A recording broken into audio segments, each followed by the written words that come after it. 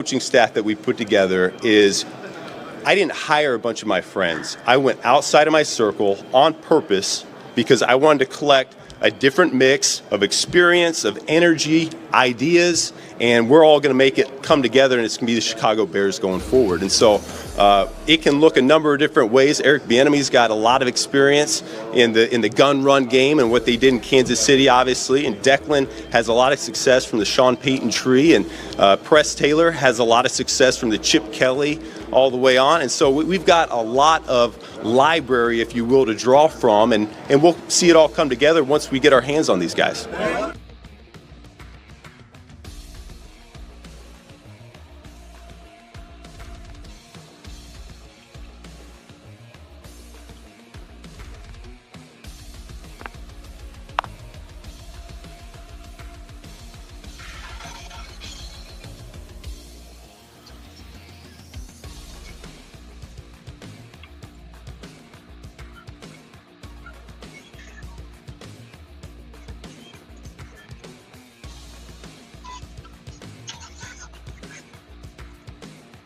And the second half of the season wasn't the same as what it had been the previous year and a half, and so I'm still very encouraged with where they're at. We do need to help supplement them on that side of the ball, free agency and the draft, but you look at the offensive side, and there are playmakers. It's just a matter of getting it to their hands in space. Yeah. We're at the NFL Combine, second year in a row. It's all brought to you by Steinhoffels in the big media room right now, and we are joined by Ben Johnson, Bears' new head coach.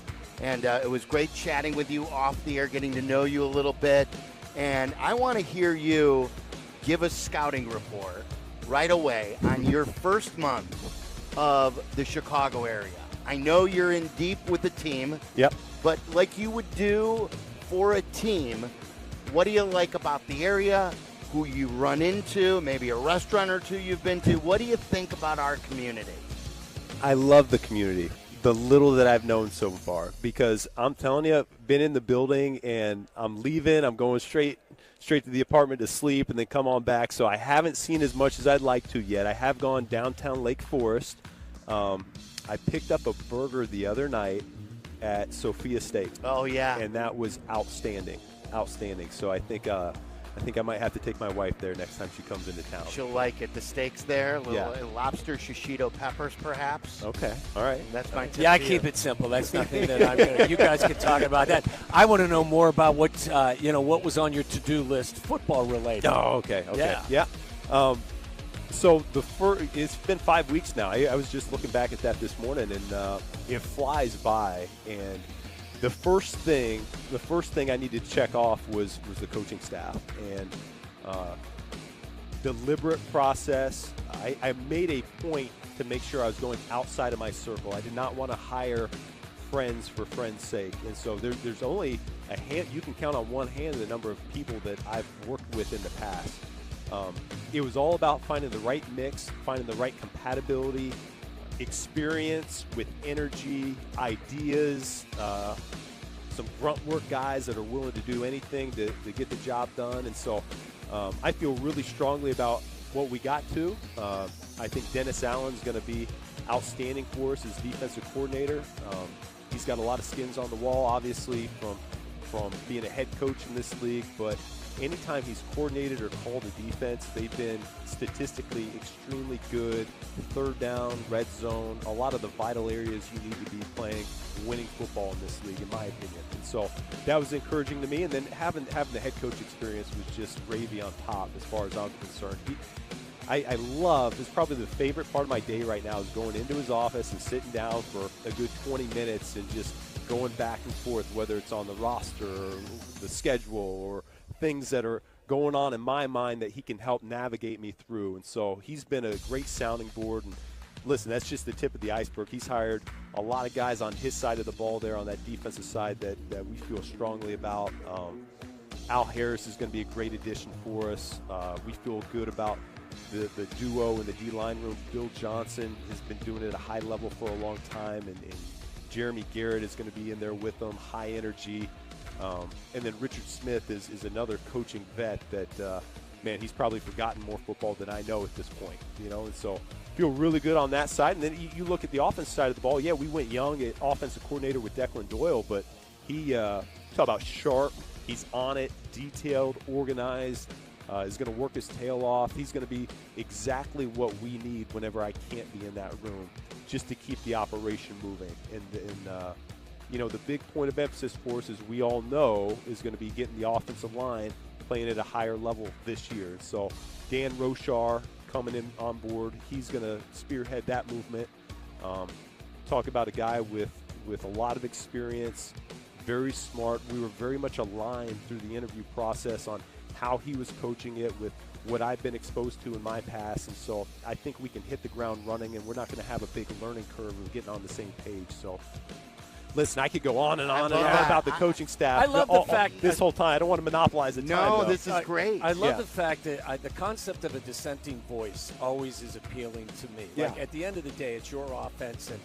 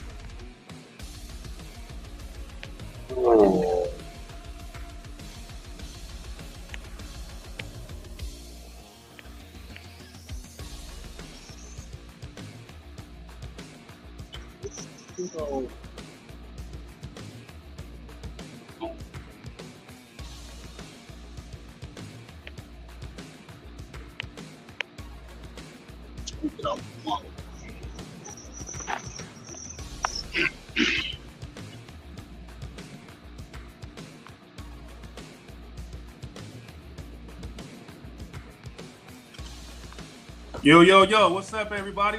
This is G Walker, one half of the CNG podcast. And I'm CJ, the other half of the CNG podcast.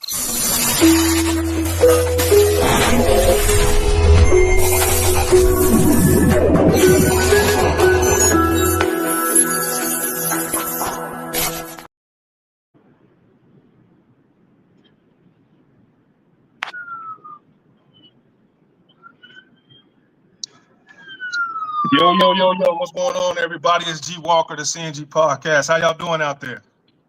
What's going on, everybody?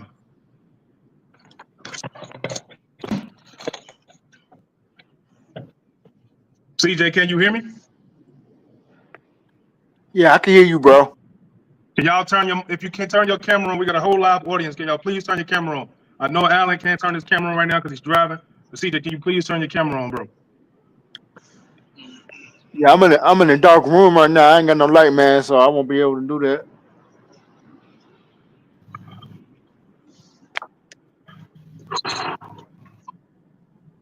All right. Yeah. Okay. Man, how y'all doing, bro? I'm chilling, man. How you doing? How you doing, CJ? I'm doing pretty good, OG. Yourself? I'm chilling, man. Coming back from a drive, so I'll be at home about 10 minutes. Yeah, we got a loaded show for you guys today, man. We appreciate anybody that's in. We got 18 people in the show right now. Look, man, there's been a lot of stuff going on. You know what I mean? As far as the combine, as far as roster cuts, as far as Arlington Heights, as far as Trey Smith, it's just been a ton of stuff, man, that's been popping up, and I tried my best to get it all in. But gotta put a picture up here. Fuck the Packers, man. Y'all know how we feel about that. So, CJ, Allen, man. So, with that being said, man, how y'all feel about the offseason so far, man? Like, how y'all feeling before we get into it with the combine, guys that got cut? We're going to get into all of it, but how y'all feeling right now with the way that things have been going with the Bears right now? Well, I definitely feel the Bears are making moves. Go ahead, You know, see. the Bears are making some moves though. I mean, you can feel good about the moves or bad about the moves, but you know, as far as the cuts go and them getting more salary cap, that's a good positive start for them right now. So I guess everything is looking good for free agency. Yeah, man. If anybody's in the background right now, let me know if the music that I'm playing, as far as the music that we playing right now to talk with us. Let us know if it's too loud. I need to turn it up. I need to turn it down. What up, Craig? How you doing, bro? Welcome to the show, man. We got a lot of things to get into tonight. Got one of our favorite fans in here, one of our favorite followers, man. I consider this guy family. Craig has been with us since day one, bro. So shout out to Craig right now, man. He's always in here. He says the music is a tad bit too loud. Let me turn it down. How's that, Craig? Is that better? Let me know. So we got Craig in here right now, man. We got 24 people in here. It's just been a crazy off season right now. What's going on? It says Perfect G. Okay. And we got It's Just B-Sav popped up inside of here right now. Thank you, B-Sav, man. B-Sav says he's feeling good. Wait to see what's happened with free agency and the draft. Yeah, man, we all are waiting about. But Alan, how do you feel, man, before you pull up and get on camera? How you feel about the offseason so far, man? Well, it's going according to plan. So meaning that Ben Johnson is getting his staff together, and what he was talking about in the intro, I like that he was getting guys that he was not familiar with, and he wanted a room full of different ideas. So I really like Ben Johnson's outlook on football. Like he wants a think tank for a football, incubator for the guys. And that's what I like about him. Like he thinks outside the box. So I really like what we're doing, man. You had to start the coaching staff, so we had to move from there. Now it's about putting the pieces together, putting that puzzle together, Yeah, absolutely. Got to put the puzzle together. But first, before we get into the whole concept, we got to get into some roster cuts, man. They cut your boy, Gerald Everett, man. They cut Gerald Everett. CJ, when you first started, CJ, what did you feel like, man? What was your thoughts? I kind of seen it coming, seeing how he didn't get too much playing time on the field. He was just the contract. He was just the contract, and the guy that was just sitting on the team.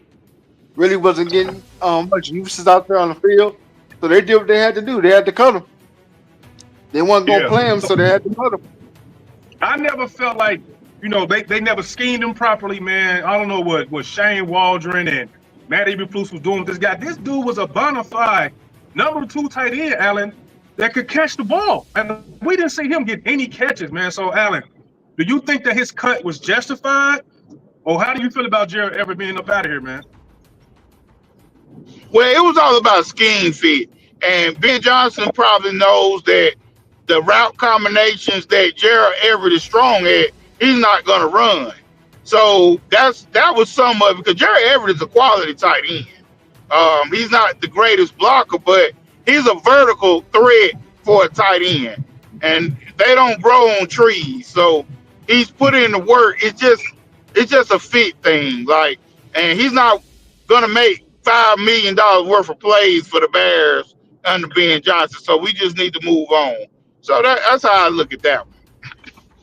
Yeah, we got a comment from Craig, but before we get into the comments about, the comments, we know the Bears cut Gerald Everett. They saved $5.5 million, man. So that money can go to a lot of places, man. There's been a lot of Bears fans, including myself, where I think the money should go, whether it's a pass rush, whether it's an offensive lineman. Is that money's got to get spent somewhere, and I can't wait to see where it goes. And we got Craig right here with another comment. Craig says he didn't get a fair shot at all, but I think this is really just a salary cap move. I think it's more than a salary cap move, Craig. I think that he didn't fit the offense. I don't think he's going to fit the scheme of Ben Johnson. It's just a guy that Ben Johnson knows he's not going to use. Ryan Poles, they all probably talked about it already. He know they're not going to use him. So I think it was more than just a salary cap move. Like, he just doesn't want this guy on his team. If he doesn't want him on the team, why are we paying him? So he got to go. We got Carlos right here saying, "What's up? What's good, guys? What's going on, Los, man? How you been, bro? Speak your mind, bro. We finally got you in here. Let us know how you feel about the offseason so far, man. The combine, Gerald Everett got cut. Ben Johnson, bro, he give you some quotes, bro. I got a lot of quotes from Ben Johnson today.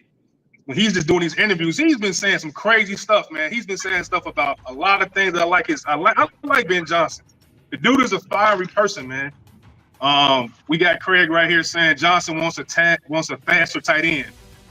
Yeah, I think so. I think so. I think so. All right, let's move on to the next part of the show, or the next talk piece real quick. We're gonna talk about that other person who got cut.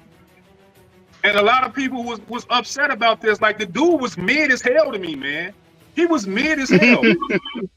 He was mid, man. Like, he wasn't all of that. Like, he was just a piece, bro. He's not the engine of a defensive line, bro. Like, he's not. And the Bears saved $5.2 million, cutting him as well. Like, people, trying to talk about some what's the guy's name? What's the dude's name that played for the Commanders, Allen, in New Orleans Saints? Chase Young, right? Chase Young, yeah. Bro, their numbers are damn near identical. And DeMarcus Walker's numbers were a little bit better than Chase Young. And there was people out there clamoring in Bears Nation about getting Chase Young. Like, what are we doing, man? What are we doing, man? Hey, man. Like, I don't understand how Bears fans can clamor. And I mean, this is just me talking. I don't understand how we can root and cheer for guys that are mid, bro. Like, DeMarcus Walker won shit to me. Nothing. He didn't move the needle at all. Like, so I don't understand the confusion of why people want him to stay and, depending on what Dennis Allen wants. Like, bro, if you're not that guy, we're not going to keep you. So, CJ, when you saw DeMarcus Walker get cut, what was your first thought? I mean, he was another guy that I saw, getting cut because he doesn't, like you say, he don't move the needle. When he's out there on the field, does he bring pressure to the quarterback? Not so much. He may have done a couple of good things against the run, but to me, he didn't bring that pressure to the quarterback. Yeah, and I agree. You know what, Amherst, man? Amherst, let me know if you want me to send you a link to the show, Amherst, and I'll just send you a link to the show real quick. Just let me know if you want me to send you a link, and then you can come to the show, bro. I forgot about that. I'm doing a million things. I'm always busy, man, so I forgot about you, bro, but I didn't mean to. But if you want to come on the show right now, I'll send you a link to the show, man. We got Craig right here saying he isn't worth $5.2 million at all. He's more of a backup. Booker would fill his role and do better as a backup. That's what I'm saying. Like, it's not that serious. I got faith in Dennis Allen. I got faith in whatever he's going to bring into the defensive line, man. Like, it's over. We got Carlos saying no Chase Young, he's trash and he's injury prone.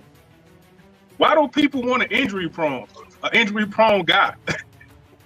Like, come on, man. He hasn't been good at all. So, Alan, what did you think about this with DeMarcus Walker when you saw him get cut? Well, I was, to be honest, man, I was kind of shocked because the guys really like him in the locker room, and I thought that he could have made a solid contribution, or even reconstruct his deal, like, maybe give him his money up front, but then cut his, his salary base to like $1 million, that way it won't count so hard against the cap. But I think Ryan was just looking around, and Dennis Allen said, well, he don't stop the run, and he don't get to the quarterback. But I like him as a locker room presence. But I mean, it was like it was what it was, And like y'all was saying with Chase Young, everybody's chasing that potential, man. Yeah, and potential is a dangerous thing. Alan phone went out right there, but people chasing potential, bro. I don't want nobody on this damn team about potential, bro. Like, that's one thing I'm saying about this offensive line and this defensive line. When it comes to Myles Garrett coming here, or Trey Smith, but he's been fantastic. The people that are motors and engines for the offensive line, defensive line, I want starters. I want guys. I don't want to wait to develop. Everything else around that, I don't mind. I do not mind waiting on to develop. But you need people that are engines to your team in the trenches to get everybody going. You need leaders, bro. He was not a leader necessarily. He could have been good, but he wasn't the guy like a Myles Garrett, you know what I mean, or Aaron Donald. Like, guys can rally around that. They can play off of because they're so great. That's not DeMarcus Walker, man. Like not at all. Amherst said he could come on the show So Amron said he could come on the show at 7:40, Amron. So I'll play a video and send that link to you around like 7:35, and then we'll play another video. We got Craig with a comment right here saying that's like everybody wanting Bosa. Stay the hell away from him. Yo, if they letting go Joey Bosa, bro, why would you want another team's trash? Like Bears Nation, we got to get out of that shit. But Alan, when you say that, what do you think, man? Hey man, it depends on the number, man. I mean, you know, we're in the business of getting good players too, G Walker and C. We're in the business of getting good players, and San Diego, well, I'm sorry, Los Angeles Chargers, they're in salary cap hell. So they have to start getting off of guys. I don't think it's the production, it's just the number.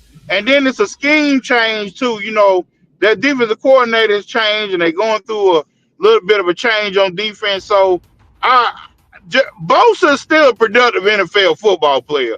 And I still take Joey Bosa at the right number, not at some escalated number where we can't get out of. You know, we have to be smart at his contract, you know, due to his availability issues, you know. But for the quality football player, bona fide DN, that's what he is.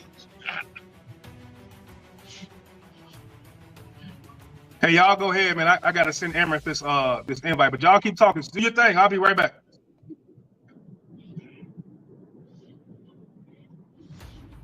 What you got?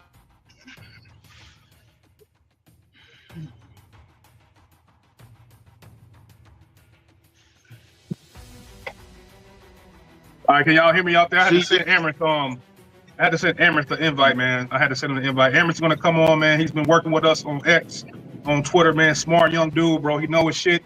So we're gonna bring him in right now. I think this is him. There you go, right there. You hear me? Yeah, what's going on, Amron? How you feeling, bro? I'm feeling all right. How about you guys? Man, bro, I'm glad somebody else is on camera with me right now, man. I'll be feeling by myself. My guys got things going on, so it's nice to have it a little bit balanced in here. But man, we only been talking about guys getting cut, man. You saw DeMarcus Walker get cut. You saw Gerald Everett get cut. So when those things came through, what was your first reaction to these two right here? I think for the most part it was kind of like expected. I think maybe DeMarcus Walker was a little bit of a surprise, but I think Gerald Everett was definitely pretty much expected that he was going to get cut due to the fact that I think Ben Johnson wants to install his scheme and his personnel. And I think Gerald Everett, while he was a good tight end for the most part, I mean, obviously didn't really pan out in Chicago. He probably just didn't fit his scheme. He fit more Shane Waldron's scheme or lack thereof of scheme.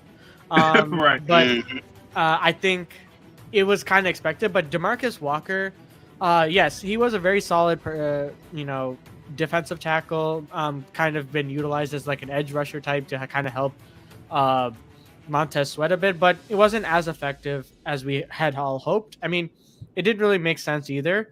But his age is also a factor as well because he's about to be 30, or he is 30 right now. And, when you're installing a new head coach, you kind of want to implement your people and what you want. And you probably want to go younger at that point because it would probably be a lot cheaper and it would be a lot more effective to be able to develop, especially with Dennis Allen as your defensive coordinator. So I think the move was pretty solid. I just think that it does suck because DeMarcus Walker did help this team quite a bit and was holding down the fort somewhat, even though it wasn't as effective. But anyways, it did save us $10 million for cutting both of these two, and it does help in the long term. Yeah, man. Well said, bro. We appreciate that, man. So I'm going to get into a comment. I want you to see this one too, Amron. I want you to see this. We got our guy Craig right here. And he was pretty much saying on Facebook, shout out to everybody, bro. We got people from Facebook in here. We got people from YouTube in here. We got people from X in here. Like, the people are showing up tonight. We got Troy from YouTube is in here. But I'm going to get to your comments, Troy. But Amron, this right, he said, that's like everybody wanting Bosa. Stay the way away from him. Man, like, so what's your thoughts on Bosa in that comment right there? Like, Bears want other people's trash, man. I mean, listen, if you're talking about Nick Bosa, sure. But if Joey Bosa, absolutely not. Like, because I think both of them are good. if we're talking about Joey Bosa right now, I think he is fine. It's just that he's very like injury prone right now, and he's coming up there in age as well. So it doesn't necessarily seem right in terms of the Chicago Bears timeline, and I just don't think that's really, someone we're really looking for, especially if we're trying to like stay on the healthier side of things. Yeah, I agree with you, man. I just want to get your opinion on that real quick. We got It's Just Be Sad said he's familiar with Dennis Allen. It can't be cheaper. I think you're talking about Chase Young. Same with Everett, the former offensive coordinator. Yeah, cheaper is not always good, man. Sometimes when you get the cheap shit is just the cheap shit. It just don't work. It don't hang up right. It don't last long. It fall over. It break quick. Sometimes the cheap stuff is not the way to go. We got to stop shopping in the bargain bin. We either got to get the top free agents or we have to get great draft capital that's going to come in here and contribute right away. So we got Troy in here right now. You say Trey Smith got snatched him out. Yeah, they got him, bro. Look like we got to build the offensive line through the draft, man. So with that being said, we're going to pull up the next part of the content. We're going to pull up Ryan Poles. I got a Ryan Poles video. It's about 4 minutes, man. Talking about Ben Johnson, talking about Caleb Williams, talking about a lot of things. So I'm gonna play that right here. It's about 8 minutes long. I'm not gonna let it go that long, but if you guys haven't seen it and enjoy it, it's actually 14 minutes. I didn't make it 14. I chopped it down. So let's get to it. Ready to roll? All right, good. Sure. So first, I want to send my condolences to the Caskey family. Anyone that's spent time with Virginia, gotten to know her, or learned about her, knows how much she meant to not only the Bears organization, but the community as well. A lot has changed since the last time we spoke. Obviously, got Ben on board. Our relationship has been outstanding. Everything that I learned about him through the interview process has played out really well in person as well.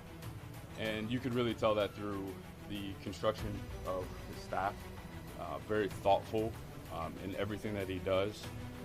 Strategic in terms of the setup and who he wants and the chemistry within the building and the different personalities and experiences that everyone brings to the group, which is really important. And you can see how that's going to play out as we get into the off-season, developing our players as well as to in-season, preparing week in and week out.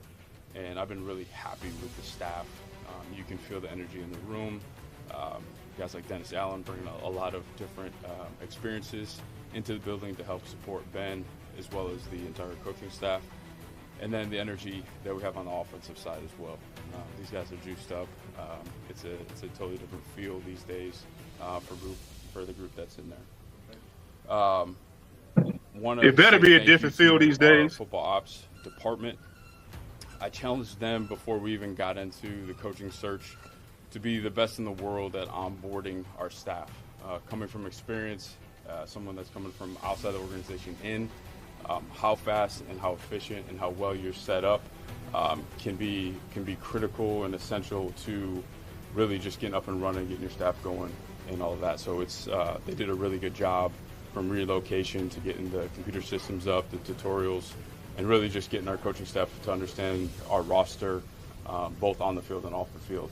So really good start by them, and I appreciate them for doing that. We've made a lot of progress so far. Really started off getting with the coordinators and Ben and talking about what's the scheme that they want to run. What are some of the changes we're going to need to make offensively and defensively in terms of the traits, characteristics of the players that play in different positions and how they're going to move on the field within this scheme. We also had opportunity to review the roster, to go through, to see what fits, what doesn't fit. Somebody's sitting on a raggedy ass chair in this interview, man. You hear that squeaking? For players to be highly effective in this new scheme with the new coaches. Those conversations have been great. And then really our pro staff did a good job getting them up running on free agent process. So when we come here, start watching the draft prospects, we can start putting this puzzle piece together and build this team the right way so we can get off to a hot start with this new system that we're in. Want to give a shout out to Matt Feinstein, promoted him to VP of Football Administration. He earned that, put a lot of time and effort into. Everybody really thought that Edie Cunningham was gone because they promoted that dude. From the time we walked in to being very flexible, so we can accomplish a lot both in the years past and also as we move forward. Being healthy with your cap and your cash spending is critical to having success in this league and sustaining success. And then obviously transactions, we released Gerald Everett and DeMarcus Walker just a few days ago. With that situation, anytime you kind of have gray in terms of fit with the scheme change and their contract situation, I think giving them the opportunity, giving their representation opportunity to come to the combine, get their names out there, they can get a good seat at the table with the team before all the seats are taken. So from there, I'll open up the question. Ryan, as you incorporate Ben into your personnel side, what does he add to the group in that regard? Yeah, we talked about this a lot. Just Craig, within the Craig, search, funny as hell. having a clear vision of what every single position needs to have. Now, it's never going to be perfect. You can't have like a prototype at every single position. But as a front office, we want to be as close as possible with that. So his ability to really give a clear vision of what he wants and needs to be successful has been really, really good. And you can just tell the high football IQ is on a totally different level than what I've seen and been a part of before. So it's really good. Ryan, over the past month, what has been the process of getting Ben's vision into your head so that you understand what exactly he's looking at? How do you guys start that and navigate through those things? Yeah, so it starts with just individual conversations with us sitting down and going through it. But I think the big thing is bringing the groups together. So our entire front office got together. We went through position by position, the criteria. Craig, that chair is noisy. And then we did it again when all of our scouts flew in for our draft meetings. Went through that once again, just to understand and have a clear vision of what we're looking for. Because that does alter the way that you stack your board and prioritize your free agency. I know you're very collaborative with everybody that you work with in terms of decisions, whether it's Ian Cunningham or whether it was Matt Eberflus before. Will Ben Johnson have more say than maybe his predecessor in terms of what? Couple more minutes left of this video, guys, and we're done. We can get right to the rest of the content. No, I think it'll remain the same. We're constantly talking about how we need to go about improving our football team and adding to our football team. So those conversations will be happening almost on a daily basis, which is important in any relationship between the front office and the coaching staff, specifically a GM and a head coach. Ryan, you've understandably been a little bit more cautious in free agencies as you built this roster through the draft. What's your willingness to be more aggressive at the top of the market this year? Yeah, I think the clearer the vision, the more aggressive you can be. And that's important. So you want to be selective in free agency because it just historically, like if you look at it, like it can tell you and you can learn from that. But if there's certain players that kind of hit all the check boxes that you need, there's really no reason to hold back. Like I feel like you can be aggressive. We got about a minute and a half left of the video. With DeMarcus off the roster and just knowing that the strength of this draft is the defensive line, but there's also a couple names out there in free agency, guys who've requested trades and some other free agent options. Like how do you go about weighing how and when you will attack addressing that? Craig, you crazy. Yeah, that's part of what we're doing now. Again, it's a big puzzle. You know, free agency comes first. There's a lot of unknowns in the draft in terms of who's going to be there for you. I've talked about that before. You can have philosophical beliefs in how you build a football team, and how you prioritize, but the supply has to match the needs, and those opportunities have to present themselves at the right time. So we're starting to put that puzzle piece together. But what I like about really the pairing so far of free agency, we got 30 seconds left of the video. That the supply of players are matching our needs, so there's going to be good opportunities. Right on Kansas City, what was your memories of your evaluations of Trey Smith? Yeah, I'm not going to get into players that aren't on our roster right now, but I'm proud to be a part of that draft process. Right, Ryan. When you look at the defensive line, like whether it's about to end right now. How have kind of your views in that position evolved as you've been a scout, and what teams need and what you guys need, and maybe how that meshes with what Dennis is looking for to kind of find guys that can impact the passer? Yeah, it's I would. All right. That was it, man. You know, that was an 8-minute video about pretty much what Ryan Poles thought about Ben Johnson. You know what I mean? About everything that's going on with the draft process. You know what I mean? So, Alan, man, when you heard any of that video, bro, what was one of the first thing that picked up that you liked to hear, or what did you pick up on? Well, the thing I like about what Ryan Poles was trying to get at, the one thing I really like is that the guys that he cut, he gave them opportunity to find a good landing spot. So it goes to show he got good character. But we still gotta monitor the market and things like that. But I just feel like Ryan Poles is, still learning on the job. But the one thing I really like is the way he treats his players. Right. Right. So, Amherst, man, Ryan Poles said a lot of things in that video, man. So I got a couple of talk pieces about some quotes he said. He said, if there are certain players that check all the boxes that you need, you can really be aggressive to get them. And this is the first time I think I've ever heard Ryan Poles talking about being aggressive. So what do you think, since this offseason, what is giving him the reason to be more confident and probably be more aggressive in free agency? I mean, right now, so far, he's kind of attested to that aggressiveness. Like, him and George McCaskey got out their way and got Ben Johnson. That already was like, I guess from years prior, it kind of does go against what he used to do when it comes to, saying that he's going to go out and get people, which he typically doesn't. But I will say that this time he's at least living up to, what has been happening. The actions are louder than the words in this sense.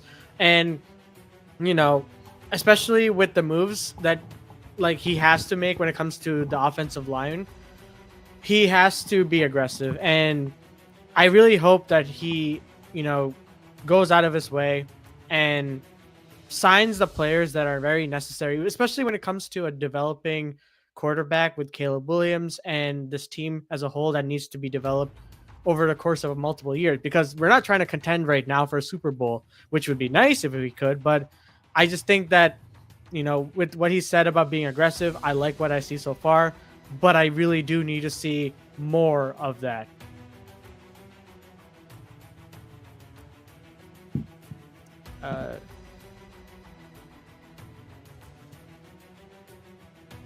What more would you like to see, Amber? Like, what more would you like to see? Oh, yeah. Sorry, I thought I glitched out for a bit. But yeah, I would like to see, obviously, Trey Smith isn't an option right now, but you'll probably get to that later. But, I think, going after the second or third best guy in terms of an offensive line, or get a pretty solid defensive lineman to pair up with Montez Sweat, something like that, like a big piece that can really disrupt, defenses or disrupt offenses for opposing teams. That's something that I really hope Ryan Poles does. But it really just depends on who is available at the moment. And I think after the combine, we'll probably get a more clear vision on who is available, because Mekhi Becton's available for an offensive lineman. I think that he potentially could be the second best free agent option for us. But that's something. I just want him to be aggressive. Whatever option, second best, third best option is available, please just get that. That's my thing. Yeah, and I'm going to get to some comments before I get to CJ. So he says Johnson better have all the damn say. You said, shit, I don't trust Poles. Yeah, man, Poles, to a lot of people dismay, bro. I don't know. I don't know if he should have kept his job, but Allen and I would talk about it.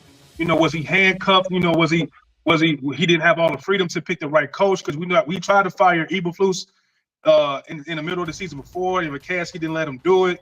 So, there's a lot of crazy thing that's happened since Ryan Poles has been here as far as him having full control. So we all haven't trusted Poles, especially when it comes to building the offensive line the past 3 years, building the defensive line the past 3 years. His record is like 5-15, it's 15 and something, whatever crazy record is. He has a terrible record as a GM.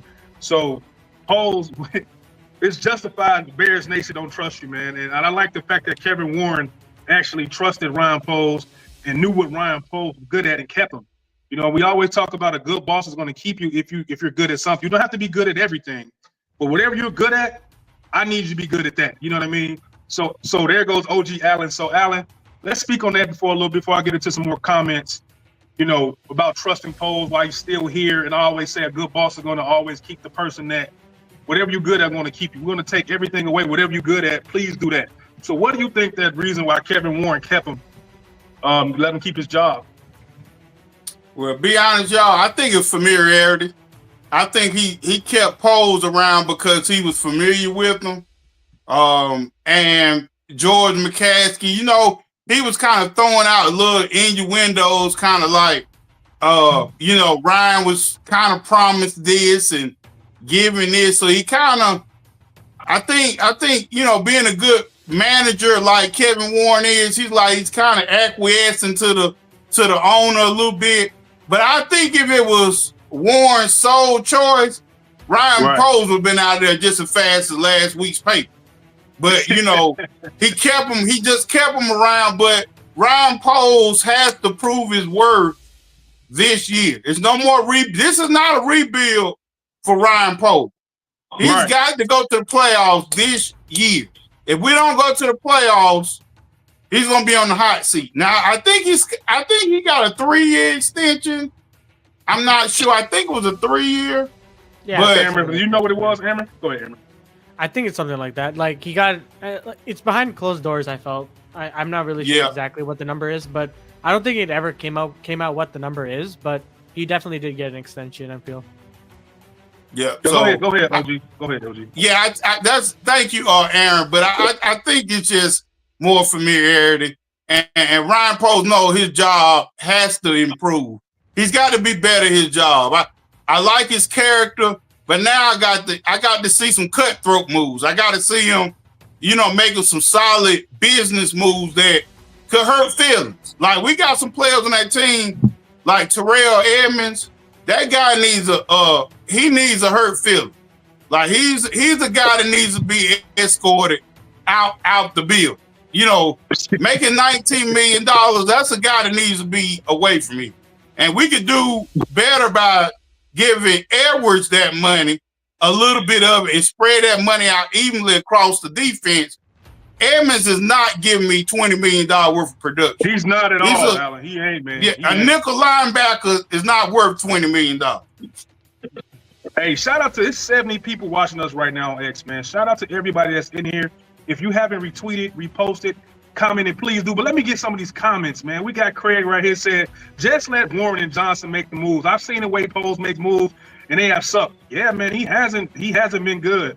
He said Ben Johnson is in his ear. I believe so, man. I just think that he's finally got the right staff, and George McCaskey letting Kevin Warren be the boss that Kevin is, and he's trickling down what he's supposed to do. And Ryan he's feeling confident, man. He says it's exactly actions speak louder than words. And last year he talked big and didn't sign any studs that were available. We got Carlos right here saying, paying the coach $13 million, you got to make this work, or he going down as the worst GM ever. CJ, that's a hell of a statement, and that's true, bro. Like his record is terrible, bro. You got your quarterback somehow. You got lucky and got Caleb. Somehow you got lucky and you got Roman Dunze. You got Montez Sweat. You got DJ Moore in a trade. You got all this stuff. You got the coach. So CJ, how do you feel about that? Now you paying your coach, who you've been trying to get for almost 2 seasons, $13 million a year. What is going to happen to Ryan Poles if he comes out with a dud this year, man? CJ. Oh. Yeah, my fault. My mic was off. Yeah, I was gonna say, he's definitely gonna get a contract if he has a better record this year. But I think you're gonna see a more aggressive Ryan Poles making more moves this year because the job depends upon it. You know, when you got a guy like Ben Johnson in your ear, it's gonna definitely make you step up and definitely make you make better moves out there. I think. Yeah, and I gotta agree. We're gonna get into some more stuff. We got Carlos right here saying a coach that's never been one to have that type of money. Man, they paid this guy so much money, like he's won 2 Super Bowls. You know what I mean? And he lost. Like, so Ben Johnson better be special, man, because he wasn't my first choice as the head coach. Everybody knows that. He was like my 4th coach. I wanted an OG. I wanted somebody like Pete Carroll, somebody like a Mike Vrabel, or somebody like Mike McCarthy, somebody that's familiar with building a quarterback, with building the offensive line, with building a wide receiver core, bro. So there's nothing guaranteed with Ben Johnson. He's never been a head coach before. He's never done it. So that's always that true to mystery. You went from getting a sure thing to get the person with the highest potential. And Allen already said that potential is a dangerous thing. That's like you get the best girl you ever seen in your life. She 5'6", 115 pounds. She bad. But when she open up her mouth, it's nothing but trash, bro. So, hey, they all got to prove themselves this year, but we still got some stuff that Ryan Poles said. So let me bring up some more Ryan Poles quotes right here. Let me see if I got another one.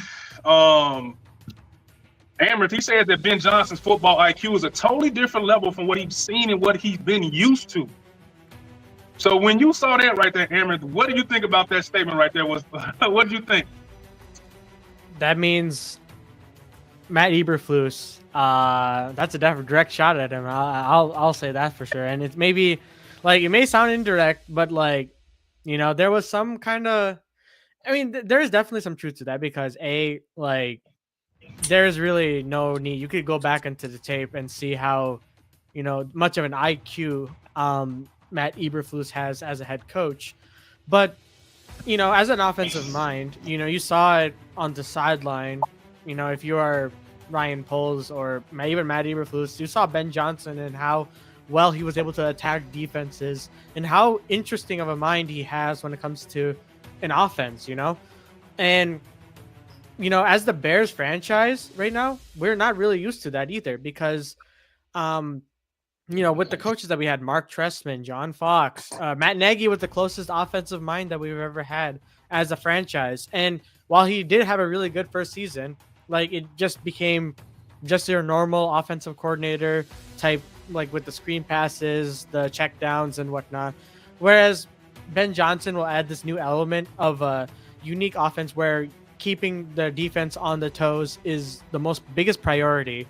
And that's what the Bears need, especially with the quarterback like Caleb Williams, who can improvise, who can extend plays with his legs, who has more athleticism than what Jared Goff has. So you will see immediately when you hire him that how important and how, like, you know, how easily Ben Johnson answers questions. And I think that's what the Bears need. And that's essentially so accurate when it comes to like Ryan Poles saying that.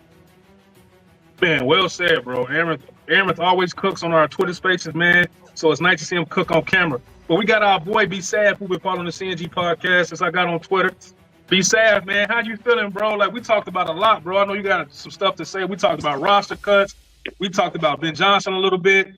We showed the Ryan Poles video. So what's been your thoughts about Ryan Poles in the combine, what he been saying in these roster cuts before we get into the next part of the show? I've been watching the show from the beginning, so and you know I threw something in on X. It's good to see everybody. The main thing I got from just the combine and everything is the key piece that Ben Johnson said when he said he didn't hire his friends. He went out and got people that were qualified. That's hold on, I'm gonna bring that up. Hold on, let me find it. Hold on, I got you right here. Hold on. When he said that's not it. I was like, this man is serious. He's serious. I didn't hire a bunch of my friends. I didn't bring, you know, hopefully he don't bring a bunch of players that he know and a bunch of guys like the Jared Everett, Luke Getsy situation. He brings in people who can play right now. And that's just how I feel about it. We need people we want playmakers. Yeah, and I agree. So we're going to get into this. So this is one of the, like I said, he was dropping gems, man. He was dropping some crazy quotes about, you know, he was just dropping gems, bro, just sound bites. So I like the fact that he didn't hire a bunch of friends, bro. Like he already said at his press conference, get comfortable being uncomfortable. So that man is speaking with action. Not only am I not going to hire any of my friends, I'm going to show you guys that I'm going to be uncomfortable with my whole coaching staff. So that's setting the tone right there. These are not my friends. You know what I mean? These are people that I respect as ex-players, ex-coaches that's been around for 20, 30 years, that's decorated college and the NFL, all that stuff, man. He's putting his neck out on the line to say that we're going to get this thing right. So, Alan, when you see this right here, I didn't hire a bunch of my friends. What does that say about Ben Johnson, the competitor, and the Ben Johnson that's just really transparent and he understands the moment? Wait, sorry. Alan, before you go, I appreciate you, Guy, for having me. I have to head out right now, but thank you guys again. I appreciate it. Man, no problem, Andrew, man. Thank you for pulling up to the show. Appreciate your time. Yeah, of course. Anytime. I'll see you guys. Bye. Take it easy. Yeah, man. Ben, the thing I like about Ben, man, and what he said earlier, man, he knows what he wants. And that means that his mind is going to be open. Like, he doesn't know everything as he goes along. Like, he's willing to pivot to do something else. Like, he mentioned Sean Payton's scheme. He mentioned Chip Kelly's scheme, which I hate Chip Kelly.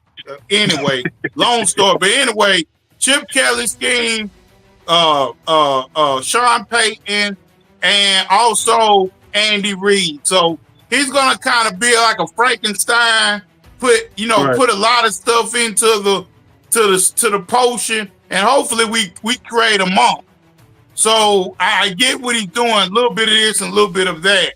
So I don't have a problem with that, making a scheme. So I like what he's doing. Like, he's got a scientist outlook. Like, I'm gonna put a little bit of this and a little bit of that. So I appreciate a coach like that. It's not fully grown in his perspective. Like, he's still learning along the way. Right, and I like the fact that he chose people that he respected. Like, I know I don't know everything, but I know J.T. Barry was a National College Player of the Year. I know he was a prototype dual quarterback. I know Al Harris was a dog. You know what I mean? I know Eric Bieniemy was a dog. He's hiring dogs everywhere on this staff. So everything with this team is going to be buttoned up to the T. Like, it's a chain of command. Like, you probably won't even get to talk to him before you get to his henchmen type of shit. You know what I'm saying? Like, he got some guys that you got to go through first to even get to him. So, CJ, when you see this right here, see, I didn't hire a bunch of my friends. What does that say about Vince Johnson's mentality, man? Like, what does that say to you? Man, that says to me straight up alpha. That says to me he ain't come. That says to me he ain't playing. You know, it says to me he has a right head thinking on his shoulders. You know what I mean? Because sometimes you would think a head coach will have some of his friends. That's what we've seen in the past. That's what we saw from Ryan Poles. Agency. Right. So what we seeing right now is a totally different head coach with a totally different mindset, and that's what the Bears need. Man, well said, man. I got one thing right here, and a lot of y'all gonna love this. 80 y'all in here, 70 y'all in here. So I'm gonna play this video and what he said about this, and y'all gonna love this, man. Like, this man is cold-blooded. Here it is. When you talk about last year, you know, what was lacking, the accountability, that's the word that's probably come up more than anything. And so that's something that we're going to address. You know, I can't help myself. I'm going to be very blunt and very honest in how my version of the truth, I guess you could say, going forward. And so is the coaching staff. They know what the task at hand. But beyond that, though, I think we've got a lot of really talented pieces already in that locker room. You know, you look at the offensive side, and there are playmakers. It's just a matter of getting it to their hands in space. Yeah. DJ Moore is one of the best run-after-catch receivers in the NFL, and I don't know that the rest of the league knows that per se. So we just got to find a way to get him the ball a certain number of times every game. Of course, he knows he better be blocking as well, because no block, no rock. Okay, yeah, so I love that. That's cold-blooded. No block, no rock. So be sad. When you see this man he's intense, he's competitive, he's blunt, he's right in your face, he's not hiding anything, he letting you know. And it's a couple of guys on our team that don't always block. Cole Kmet. So how do you feel about this statement right here? No block, no rock, bro. I feel huge about it. No block, no rock is big, because those wide receivers are sometimes that guy down the field can set that one block, and that's 6. You know, that's factual. Sometimes that one wide receiver chip, even a chip, or touching a guy and getting in a guy's way, is the difference between 6 and a field goal or a first down. Yeah, I gotta agree. So, Alan, what do you think about this? Like, Ben Johnson, man, he's letting his team know before he even gets to rookie minicamp, before the draft. No block, no rock. So what do you think about that, Alan? Yeah, he ain't hiding his hand. I tell you that. He's definitely laying them on the table to his players. So I love the saying, and I think that goes for he knew what he was doing when he said that.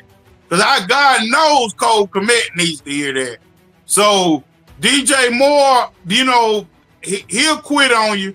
But if they doing the necessary things for their teammates and doing the team aspect of football, then they deserve the football. But if they're not doing what's necessary, then they don't need the football. And we can move that to somebody else. So I appreciate Ben Johnson for the accountability, because most coaches don't say that. So he'll let everybody know what his intentions are and what's the expectations for our skilled players on offense. Man, I love it. But we got Craig right here saying he got to get out of here, guys. I got to get my daughter to bed. I love talking football with y'all, you guys, and I hope you have a great night. Shout out to Craig, man. He's been a day wonder for a long time, man. This dude comes to every show since the inception of CNG Podcast, bro. There's 87 people in here. Like this, retweet this, post this, man. We really appreciate it, man. This is what CNG Podcasts do. We bring news, we bring video, we bring comments, we bring humor, we bring everything, man. So we appreciate everybody in here right now. So, CJ, no block, no rock, man. Who do you think he's talking to? On your list, CJ, who do you think he's talking to? I think he's talking to the whole wide receiver tight end room. You know, that's what he's talking to. You know, especially Cole Kmet. You know?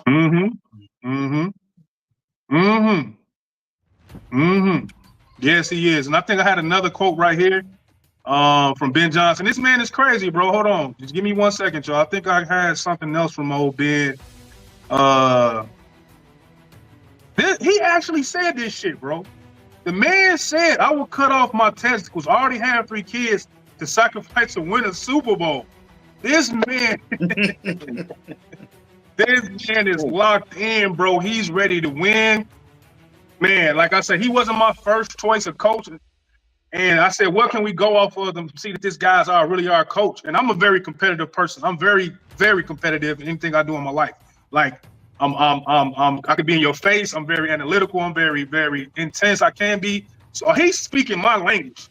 He's speaking my language, bro. So be sad, man. What do you think about his mentality right here? Like, man, I cut off one of my testicles to win the Super Bowl. That's how bad he wanted. I like it, man, because he want to win. He want to win, you know, and this team wants to win, and the fans want to win. I can ride behind somebody like that. I'd rather stand behind somebody who will tell me every year, hey, man, we're going to compete for a Super Bowl. We're going to compete. We're going to go out here to be better than having a coach just to say, oh, you know, I'm bringing in a new regiment, and then, you know, we're going to play every down, and we're going to go, and we're going to try our best. No, you tell me every year we're going to compete for a Super Bowl and then take steps to show me that you're going to compete for a Super Bowl. Man, for real. So Alan, man, this dude is intense. So, Alan, this dude is intense, man. He's not faking the funk, whether it's telling people no block, no rock. I'm cutting off my baby makers. I'm trying to win. So, Alan, he got to have you fired up at this point. Yeah, he got me going, man. He's a man of good words. I like what he does. I like how he speaks. He speaks with veracity. You know what I'm saying? So I believe the guy believes in what he says. If nobody else does, he believes in it. So that's what I want as a coach, is a confident guy and somebody to raise the bar inside that room, man. So I appreciate Ben Johnson for his honesty and his special vernacular towards the game. Yeah, because we didn't know what type of personality we was going to get from him, man. Like, you know, he's with Ben Johnson, but he wasn't the head coach. He was the guy in the background with the offense. So we actually seeing Ben Johnson's personality right in front of us on 4K, man. Like, this dude is funny. He's honest. He doesn't hold back. He's going to give it to you straight up. So I love the fact that he's hitting it on a couple of things, a lot of things in my if I'm trying to get a coach, this is what I want. I want intensity. I want humor. I want in your face. I want honesty. I want transparency. He's giving you everything, bro. He's letting you know, like, there's no more hiding on this team. Like, if you trying to hide, you can't hide, because I'm showing you guys who I am openly, all in these interviews. So that's what players gonna have to understand. Like there's no hiding anymore. So CJ, he says this right here, man. So what, CJ? You gonna cut off one of yours to win the Super Bowl, man? Hey, man, you gotta do whatever it takes. You gotta do whatever it takes, man. Hey, man, but I love it. I can tell you I love it because I never heard a Bears head coach talk like this. No. Not since I've been watching the Bears. Yeah, me neither. And you know what's so crazy? The fact that they didn't let them cuss on Hard Knocks. They weren't doing this and they weren't doing that. Bro, we got a coach that's representing the Chicago Bears using the word testicles on national TV and cutting them off, bro. Like, so we can throw that out of the window like they scared to hire people. Like, that shit is over with, bro. Like, that's over. That is over. But we're going to get into the next topic, man. A lot of Bears fans wanted this guy, and look like we're not going to get him. Be sad, man. This is what I always say about offensive linemen. They're just like almost franchise quarterbacks, bro. If they're a franchise quarterback or you're a franchise part of offensive line, it's damn near impossible for a team to get one of these guys. So the Chiefs are actually planning a franchise type Trey Smith, keeping him from 1 year fully guaranteed, bro. So what were your thoughts when this came across the wire about Trey Smith, man? What were your thoughts? My thoughts were like, you know what? Hey, we missed out on a good one. But, you know, I trust in our process with our new staff to draft and develop offensive linemen, because that's what we need to do. That's what I've said before. We need to develop guys. Mm-hmm. So, Alan, man, what do you think, man? Like, we can't hide from building a team, bro. It's not going to be just a Band-Aid situation, and we get the right guy to come in and that's coming off a Super Bowl loss, and he's been a Super Bowl winner. We're going to have to get out there and grind. We're starting to see that might not be no shortcuts for us, man. So what are your thoughts about Trey Smith getting franchise tag, man? I'm going to tell y'all something, man. Just be patient. That franchise tag, they can lift that. The player has to July to sign that. So I can see the situation getting ugly because you can still negotiate. And his agent, I know his agent don't like this deal. $23 million. He's young. He's 24, 25. That's not a good deal for a young guard. So that yearly salary is good, but I need that stretched out over 4 years. So be patient on this deal. This is just a formality. I don't think this player has. This is gonna get ugly because no player wants to be franchise tagged. That's almost a slap in the face. And you know, he's got ties to the Chicago area. He was looking for a bigger deal. So I don't think this is over with. And I know Ryan and them, I can see them giving that franchise tag worth for draft asset that we come down to. So he ain't signed anything yet. So until he signs, we'll know. But I think this move right here, I'm gonna be patient with. CJ, what's your thoughts, man? You gonna be? I don't like where Allen came with the information. It's like a slap in the face. It's a starting process of negotiation. It might not be over, so it could get ugly. See, so how do you feel about this, C? I think Allen got to put a good point, man. And March 10th is gonna be a big day because that's the day where Bears can negotiate with free agents. Right. So this might not be over. So that's good. That's good news, man. That's good news. But we're gonna keep it moving, man. I'm gonna get my thoughts on that. You guys said more than I could ever say about this topic. But I got something I want to talk about.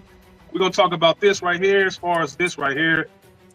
This is what the Chicago Bears got out of 32 teams, as far as hold on, let me click this. As far as dining, treatment of families, they ranked 19th. The dining area was ranked 22nd, and nutrition is ranked 19th. Locker room rated 8th, training room rated 11th. That's not bad. Training staff 17th. How the hell they even rank these? Like, who's doing this? Weight room is ranked 6th. Yeah, like I don't even understand this, but I wanted to get y'all, just to get y'all to see this, how this look. Travel team. 19th, head coach, 32nd. Head coach, 32nd, bro. That's damn near the worst part of this whole thing. Everybody knows we had a terrible head coach. And there's 90 people in here right now, bro. Shout out to the 90 people in this live, bro. This is crazy. We've done this a couple of times, but shout out to everybody that's in here. If you like this on Facebook, please share it. If you like this on X, please share it. Please retweet it. Follow CNG Podcast, me, CJ, or Alan. Please follow us and follow my boy B-Sav if you can, man. So these are the grades, man. But look at that head coach situation. So this had to be the player. So B-Sav, when you see this, what's your first thoughts? Honesty hurts. Honesty can hurt sometimes. And I know that it is part of the players because the NFLPA said it, that the players vote on this, and that's when we had Eberflus, and everyone on the team felt it was horrible, and we had to let him go. Yeah. So Alan, what's your thoughts, man? Because we good in the locker room, we good in the weight room, but when it comes to that head coach and the travel and the food, bro. Come on, man. 20 seconds. So what's your thoughts on this, Alan? Yeah, man. I know Kevin Warren, when he came, he started changing the food for the media and the players. Like, some people just don't get it right, man. They just don't have an understanding of what the guys need, nutritional value. And you go to some other team, and you know what, y'all? It goes to show how many injuries you have. All they just strength and nutritionist guy, or female, whoever runs that department, they always do the food. So if players out there cramping, doing all these soft tissue injuries, and all that stuff plays a role in the food, man. Well, you can't have a bunch of pizza every day with these athletes. You gotta have some bananas and some apples and some, you gotta have some bland chicken with some asparagus. You have to cook these guys and rev them up like engines, man. You got to put that good quality food inside these players, man, so they can give us the best on Sundays, man. So I'm not shocked. We got to keep working on this strength and conditioning and nutrition and development. We still got to work on that. Right. So, CJ, what do you think about this? What's the most shocking thing, CJ, on here that you just like, I can't believe it? I'm gonna say probably the food, man. I'm gonna say that the head coach, I'm not surprised. They got Matt Eberflus written all over it. Right. Matt Eberflus, 32nd, man. Trash, man. Players that gave it right to him right away. Yeah, I'm with you. See, I think the food is the worst part of this, man. The nutrition is bad. That's 19th. I don't like that. The food dining, I don't like that. The treatment of the families, bro.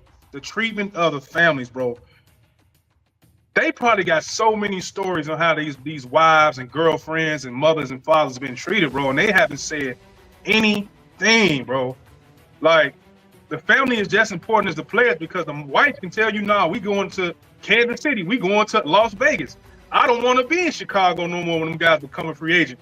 So it's important how you treat these people family, bro. It's very important for business.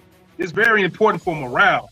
So B-Sav, man, when you see the treatment of families as a C+, that's never good to me, rank 19th, man. How do you feel about that? It's unfortunate because, like you said, those relationships can cause somebody to trade or sign somewhere else in free agency. You ask yourself, are they giving families tickets in areas where they secluded off from fans, harassing and bothering them? Are they helping them come to away games? I know one thing that the Bears does is they have like daycare during the games. So they do have stuff like that. But like I said, there's more to it that we don't know about. But we also need to have people happy and wanting to play here, which can cause other people to come here and play for us also.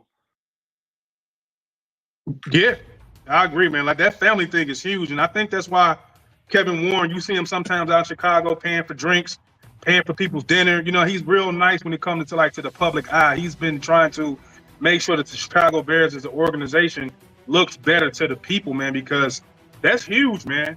You can lose a player based off how his wife feel about the facility and how they're getting treated. But Definitely. overall, this is what the Chicago Bears got out of 32 teams with 13 out of 32. The McCaskey family average rating for perceived willingness to invest in the facility is a 9.3 out of 10 from the Bears players, and a ranking of 14 out of 32 in the league. The players feel that McCaskey family moderately contributes to a positive team culture, a rank of 15 out of 32. The players feel that the McCaskey family is extremely committed to building a competitive team, in a rank of 14 out of 32. So, CJ, we're not bad. We're not necessarily too good. We're right in the middle. And CJ, so what do you think that'll take us over the top? Like, what will make us a top flight team overall when it comes to this type of stuff? I mean, as I'm looking at it,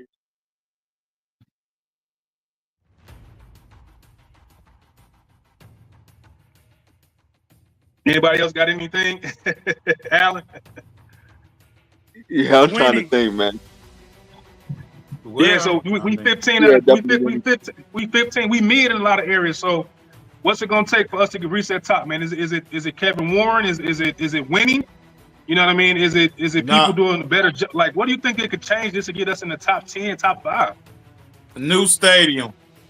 I think the new stadium will help out with the families too, because if we only got, I think 60,000. I think I'm being generous. I think we got the smallest stadium in the NFL. So some of these players got big families, and we just can't accommodate them. Just because of what limitations we have. So if we can scoot up to the 85,000, we can accommodate our players and get these box office tweets around, that because I'm pretty sure we don't want our players' families out in the cold. I mean, we want them families and babies. It's okay to have a daycare, but I want them in the skybox. So I'm pretty sure we gotta get better with suites and things like that. So those are the little things that stadium can make big in our development. And some of these grades will go up, but I just think we just victims of our situation. We just don't have the facility to house a lot of these issues we got, Man, and that segue to our last topic right here, man. That segue right into the last topic, which is the Chicago Bears are expected to announce the new stadium to begin construction in Arlington Heights. Man, like, it's coming. And this is something that Kevin Warren said in one of the interviews. He said shovels will be in the ground 2025.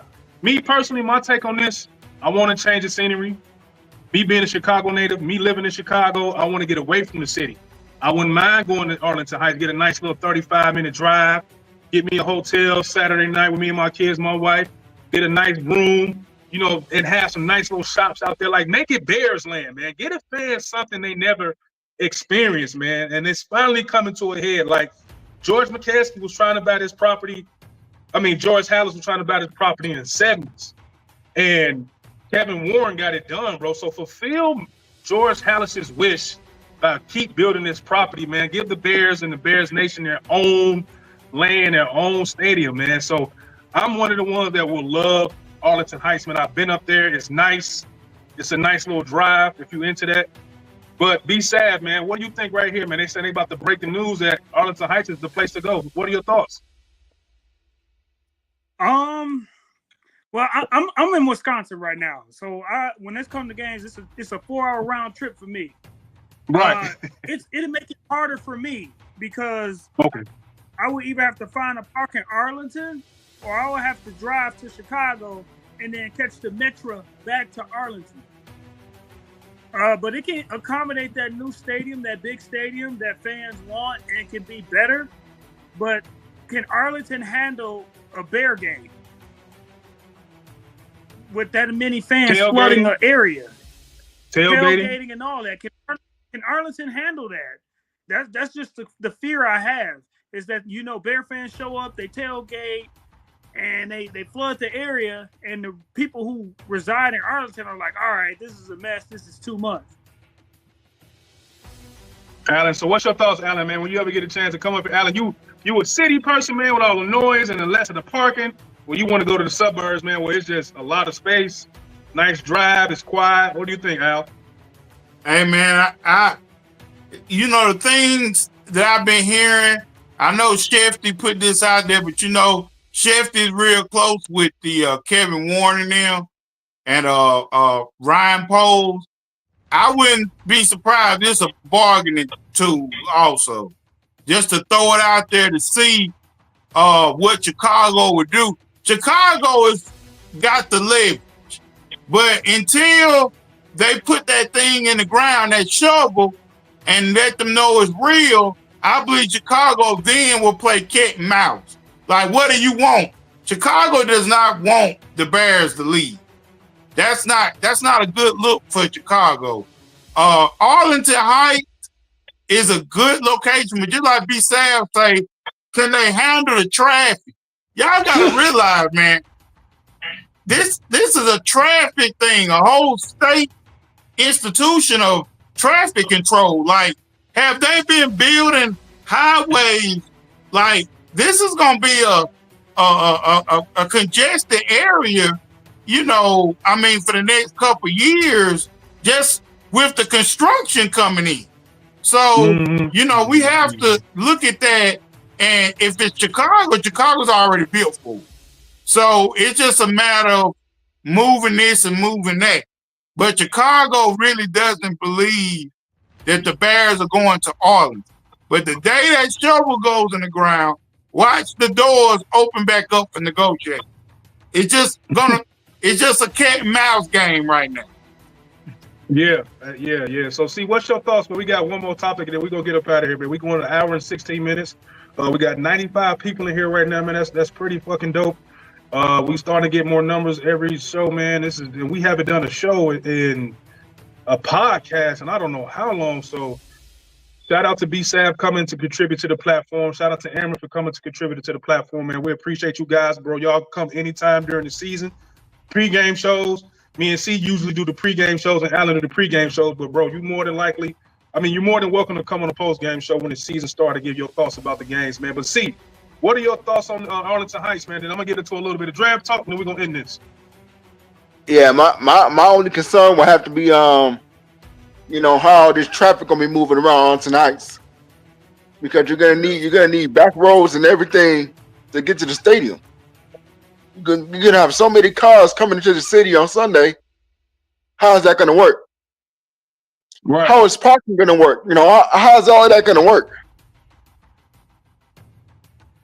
I think it'll be fine, man. I've been to Arlington before, man. It's beautiful up there, bro. Like, y'all will love it. If you ever get a chance to go, y'all will love it. In the area that they do have it, it's all Bears, bro. Like, it's gonna be crazy, man. Parking's not gonna be an issue. Getting inside is not going to be an issue, man. They got the format and all that shit ready to go, bro. Like, Arlington is really nice, man. My boy Marcel, you remember Marcel, CJ? He's actually going to be working in Arlington this summer, man. So I'll be going up there with him, just getting the specs. I'll take a couple of pictures for everybody to see on the X page or the Facebook page, so I can show you guys how big it is, the scale of it, so you can see the acreage. You know what I mean? Because he'll be there. You know what I mean? So. Don't worry, I'm going to have us covered on that part going forward. But we got a little bit of draft talk, man. I found this one thing, and it's about I think these are defensive tackles, man. So I know Alan been watching this close. We got Mason Graham. We got Mikael Williams, Ken Grant, Walter Nolan, Talik Williams. So Alan, man, on this list, man, if you've been watching the combine and the draft talk, man, who on this list makes you want to do something to draft them, bro, at that 10 spot? I like Mikael Williams with his height and his versatility. He can play a little bit inside and out. Mason Graham is more of a plug.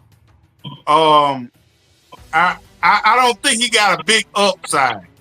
I think he's just I think his potential is going to be a B-list player. I think he'll be solid, but going into like later in his career, like that second contract, I think he'll kind of fade into a rotation piece.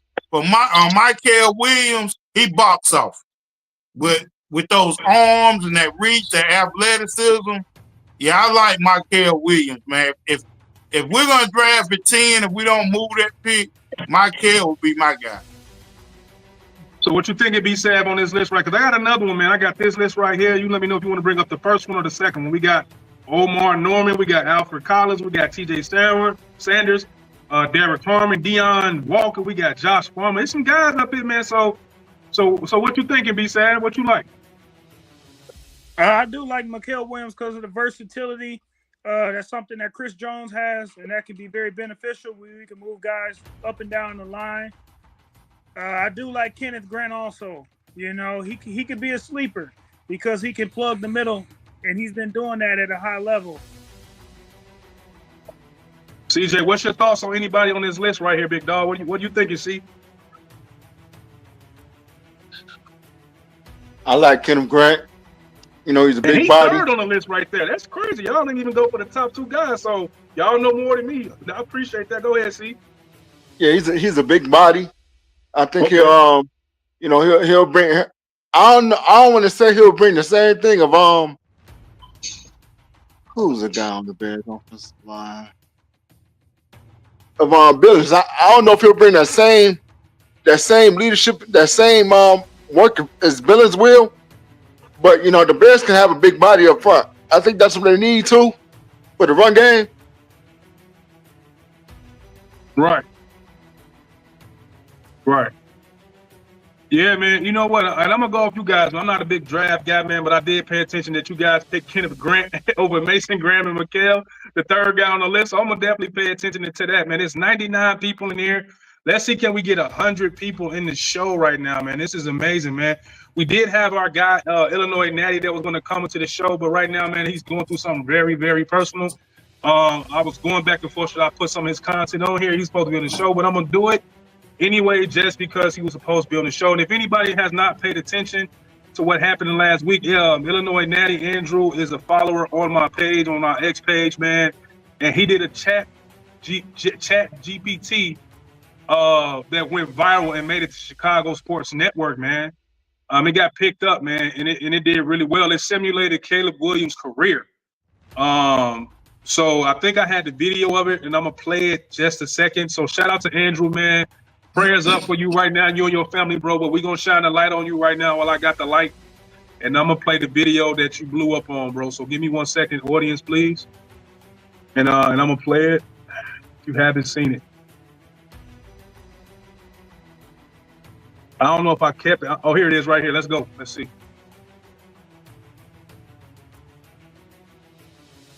Let's hypothesize for a moment, okay?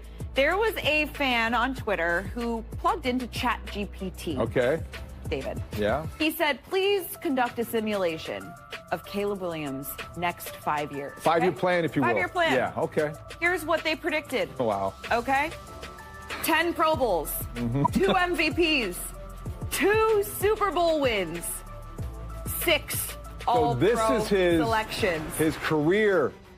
Oh, this is his career. I'm but sorry. The next 5 years are very impressive because they have the Bears winning 10 games in 2026, 12, 11, and 13 with a Super Bowl victory in 2029. That's one heck of a 5-year plan. That, Ruthie, is fantasy football.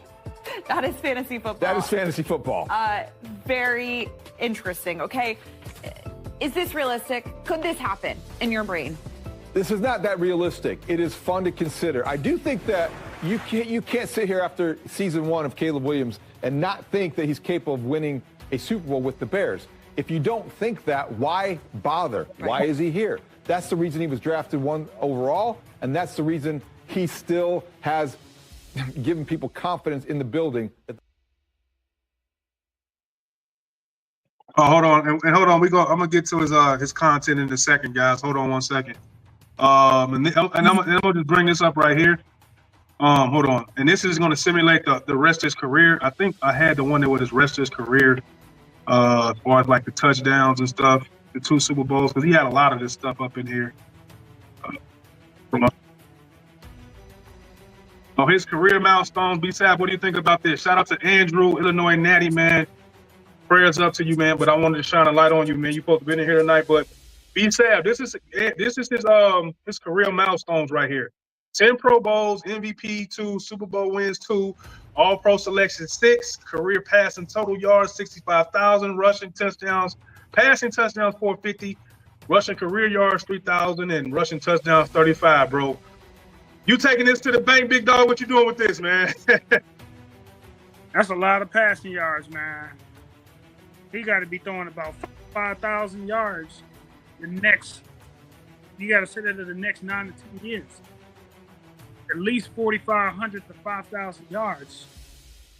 You know, my main thing is, can we get started next year?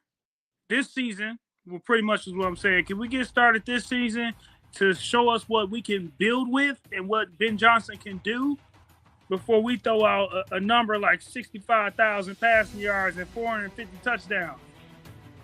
I just think man, I just fast forwarded to the end, but he had a lot, bro. This was year 2, 64% completion rate, 4,100 yards, 24 touchdowns, 11 interceptions. Like, you know, Andrew did the whole thing of his career, man. But I just fast forwarded toward the end just to get to the end of the show. But go ahead, man. I agree with you, though, big dog. Go ahead, please. I'm just eager to see next season what's going to come out. And I think that's something that we can really project off of once we see Ben Johnson's offense. Yeah, so before we get out of here, Alan, man, what do you like about the career simulation, man? At least the 2 Super Bowls and all that. What do you think, Alan? Yeah, I like the 2 Super Bowls. I love that more than anything.